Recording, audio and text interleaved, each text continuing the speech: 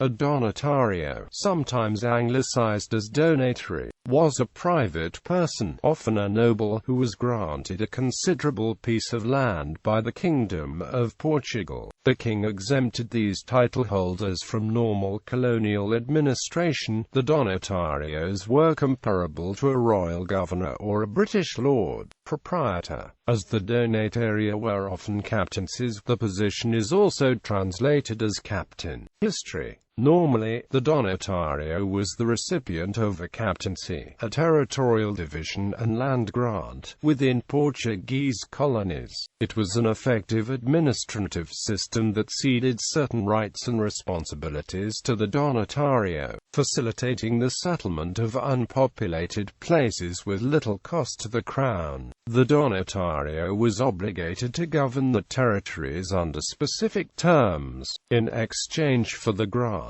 the donatario received tax immunization, but was also responsible for promoting and settling new residents to his territory, establishing churches, protecting them from frequent pirate attacks, and promoting agriculture and commerce. While the donatario assumed expenses of the settlement and economic development, he also benefited from various judicial and fiscal privileges, while the king maintained certain unalienable rights to safeguard the territorial and political unity of the kingdom. Except for private land grants, the territory administrated by the donatario was turned over to settlers, and the bestowed was responsible for all the expenses of the captaincy.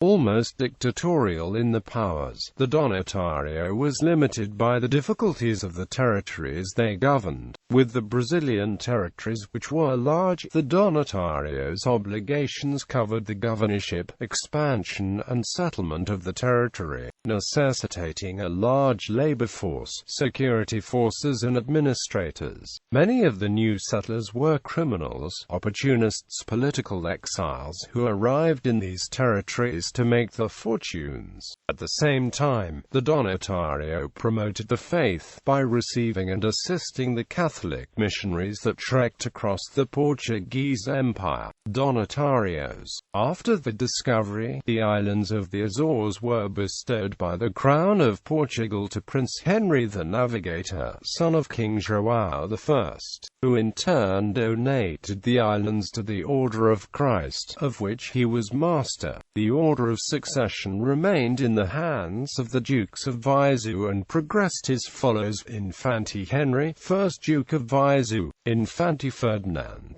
2nd Duke of Viseu; Infante John, 3rd Duke of Viseu; Infante Diego, 4th Duke of Viseu; Infante Manuel, 5th Duke of Viseu. The dukes were the direct line to the crown, paying vassalage as serfs to the kings of Portugal. When Manuel, 5th Duke of Viseu, ascended the throne as King Manuel I of Portugal, he incorporated the donatory privileges of the 7 islands of the Azores into the properties and possessions of the crown. The donatory system was bestowed upon Henry the Navigator at an unknown time, but his order to introduce livestock on the islands suggests that he would have received jurisdiction between 1432 and 1438.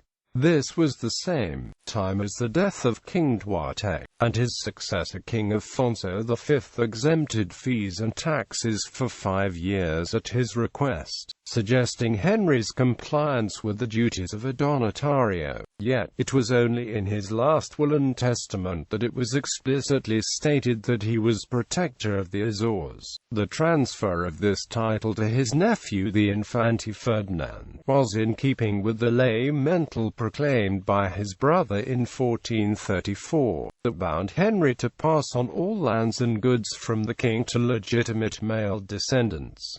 If not, then the crown would regain ownership. The donatario was expected to promote the settlement of the territory. Consequently, the hierarchical model that developed was an extension of this process. In order to govern the islands, Henry nominated men of confidence, capites to donatario, to administer the territories locally. This 3-tier system worked effectively. king, donatario, and captains allowed the administration of overseas territories without direct intervention of the crown. Yet, the crown oscillated between total neglect and strong vigilance. Between the 15th–18th centuries, the monarchy did not really know how to manage the territories. King Manuel I of Portugal, for his part, was a micromanager and was involved in judicial affairs and exercised his duties as lord of the islands. This led to the creation of monarchical posts to directly influence control, such as the Corregedor, the Provedoria das Armadas, 1527, and the Feitorias of Angra and Ponta Delgada, in 1561. These new posts showed the importance of the crown's representatives in the regions over the control, and men like Cipriano de Figueiredo y Vasconcelos would play important roles in coexistence between local and national administration. After the 16th century, the figure of the donatory captain lost its effective governorship in most of the islands of the Azores, with the exception of São Miguel, which was transformed into an honorific post, conferred by the king to people and noble families who he wished to honor. It was through this system that the majority of donatory captaincies fell into the hands of the high nobility of Portugal, who never lived on the islands or had little economic interest in the development.